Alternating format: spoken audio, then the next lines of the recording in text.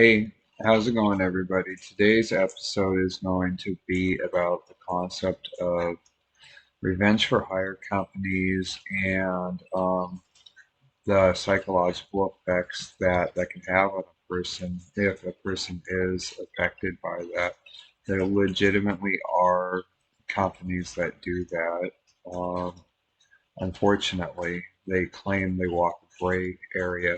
Um, I am absolutely against the concept of that. And outside of that, let's get ready for the episode.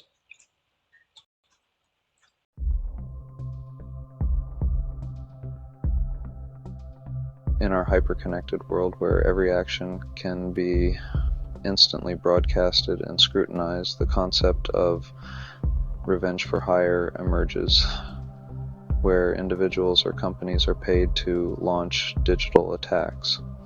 Imagine being the target of not just one person, but a coordinated attack by experts in digital revenge. This disturbing trend not only poses serious ethical dilemmas, but also leads to significant personal and professional damage for the victims.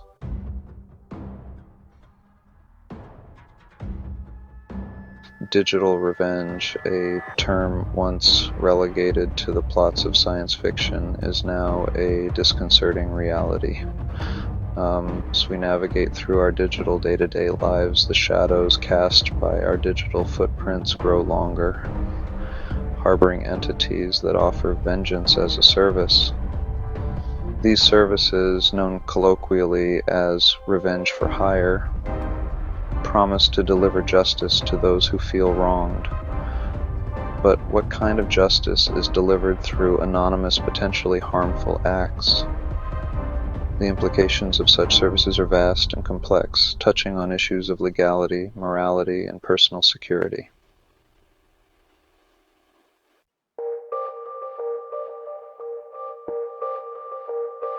Legally, the terrain is murky. While laws in many countries address direct forms of harassment and defamation, the indirect and anonymized nature of digital revenge services complicates legal accountability. Victims often struggle to prove the origin or the orchestrator of their suffering, leading to a chilling lack of recourse. On the other hand, the perpetrators, shielded by layers of digital anonymity, rarely face the consequences of their actions. Understanding and updating legal frameworks is crucial to combat this modern menace, yet the pace of legal adaptation often lags behind technological innovation.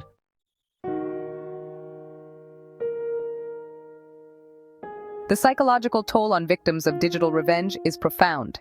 Anxiety, depression, and a pervasive sense of vulnerability are common among those targeted. The fear of unknown assailants disrupting one's life from the shadows can lead to long-term psychological distress. Conversely, the perpetrators, detached from the immediate consequences of their actions by the digital medium, may not fully grasp the true impact of their deeds. This detachment raises questions about the psychological state and motivations behind those who opt to employ such services.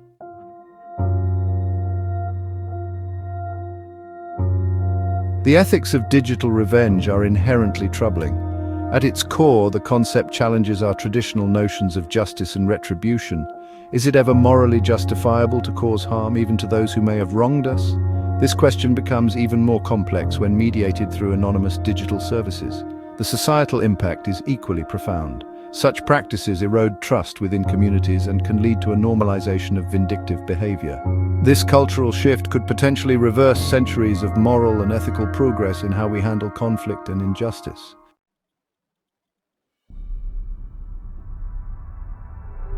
Technology is a double-edged sword. On one hand, it facilitates the growth and operation of revenge for hire services, making it easier to harm others anonymously. On the other hand, technology also holds the key to mitigating such threats. Advancements in digital forensics, encryption, and artificial intelligence offer promising avenues for protecting individuals and tracing illegal activities back to their perpetrators. However, the deployment of these technologies must be managed carefully to avoid infringing on privacy and freedom.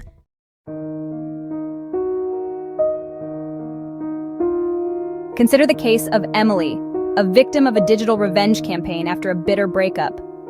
Her social media was flooded with derogatory messages, and her personal information was leaked online. The psychological and social fallout was immense.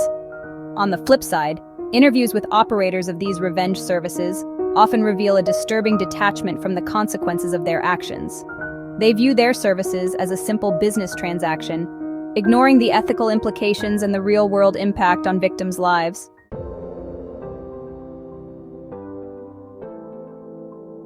Prevention is key. Education about the consequences and illegality of such actions can deter potential clients of these services. Schools, workplaces, and online platforms can play pivotal roles in fostering environments where conflicts are resolved constructively. Policy changes are also critical. Stronger regulations on digital privacy and harassment combined with international cooperation to tackle these cross-border services are essential steps forward.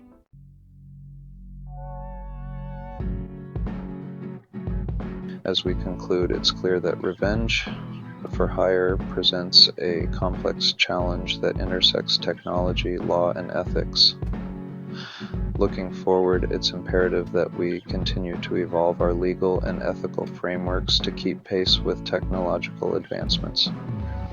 The future should focus on resilience, education, and the promotion of a digital culture that repudiates malicious behaviors.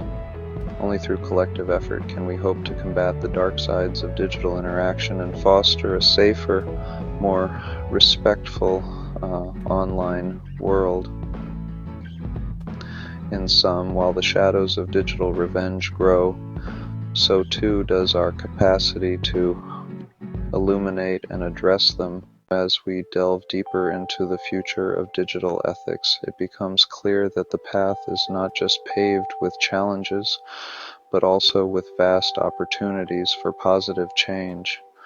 In this era of rapid technological expansion, the role of digital ethics becomes more crucial than ever. We must ask ourselves, how can we ensure that technology serves humanity ethically? Educational initiatives aimed at young tech users can instill early awareness about the consequences of digital actions. Furthermore, the development of more sophisticated ethical AI systems could help in identifying and mitigating potential abuses online. Collaborations between tech companies, ethicists, and policymakers are essential to create robust frameworks that not only respond to current issues but anticipate future dilemmas. Together, we can forge a future where technology upholds our shared human values, ensuring that digital spaces remain arenas for positive interaction and growth. Let's commit to this vision and work tirelessly towards a digitally ethical world.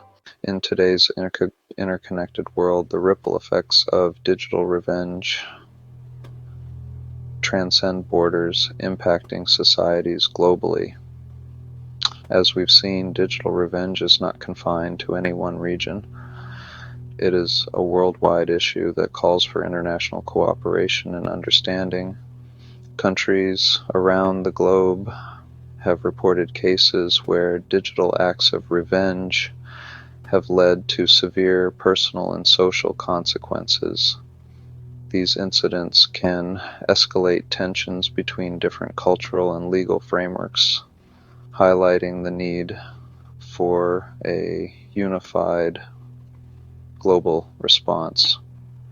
International organizations, along with governments, are beginning to recognize the gravity of this issue and are working towards treaties and agreements to combat digital revenge. These efforts aim not only to protect individuals, but also to preserve the integrity of digital spaces as safe and respectful environments.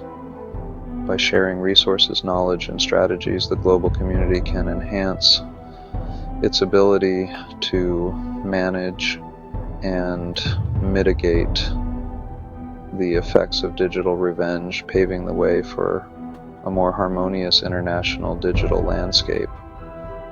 Let us explore how different countries are addressing this challenge and what we can learn from their experiences to foster a collective approach to digital decency and respect. Hello and welcome to Unreality Matrix. I'm Mac. And I'm Dog. Thank you for joining in on today's discussion. We're happy you're here with us. Don't forget to subscribe to our podcast on your favorite platform to stay up to date. Now let's dive into today's discussion.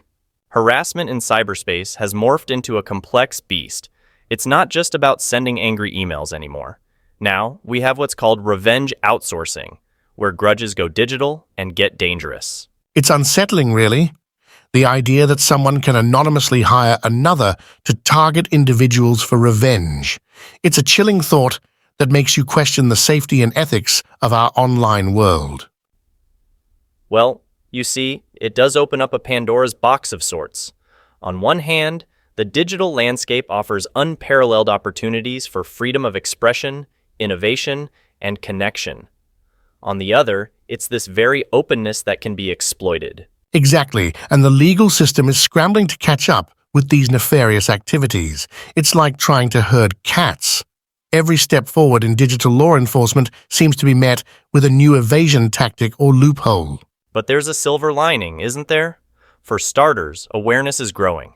People are becoming more savvy about protecting their digital footprints. Plus, law enforcement agencies worldwide are ramping up their cybercrime units. Awareness is good, but it's not enough. The heart of the issue is accountability. Anonymity emboldens cowards, you see. As long as perpetrators believe they can hide behind screen names, the cycle continues. That's a valid point. However, advances in digital forensics are making it increasingly possible to trace even the most carefully hidden tracks. It's a high-stakes game of cat and mouse, but the hunters are getting smarter and more equipped. I hope you're right. But in the meantime, the damage done to individuals can be devastating. Emotional scars, reputation hits, financial losses. It's not just a digital problem, it's profoundly personal. True, the personal impact cannot be understated. And while technology offers some of the tools for the crime, it also provides avenues for support and rehabilitation. Community solidarity, digital literacy programs, and online support groups are burgeoning. Community support is crucial, I'll grant you that. But we also need to foster a culture where seeking revenge, particularly through such cowardly means, is universally condemned. Ethics in the digital age needs to be more than a footnote. It must be a cornerstone of our online existence. An excellent point to end on, Dog. In our hyperconnected world, ethics, empathy, and accountability should be the guiding stars. As technology evolves, so too must our moral compasses. Let's not lose sight of our humanity amidst the pixels and data. That wraps up today's episode of Unreality Matrix. Thanks for tuning in. If you enjoyed our conversation, please share our podcast with anyone who might find it as engaging as you do. And don't forget to subscribe to keep listening to more episodes of Unreality Matrix. Until next time, I'm Mac. And I'm Dog. Have a great day and stay tuned for more episodes in the near future.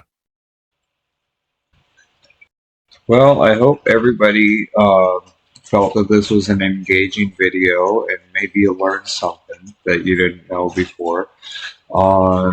I've been, I guess, versed in the concept of this idea for a long time. I've known about it at least since about 2018, 2019.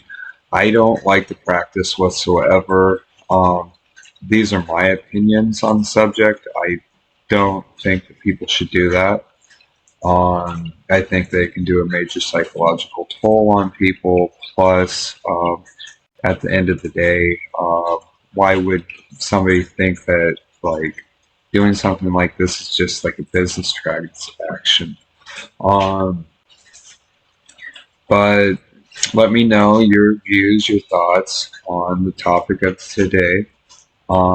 I am encouraging new viewers to give me your input on topics that you would like to see in the future, as well as my veteran viewers as well that have been watching this program that I've created since 2018.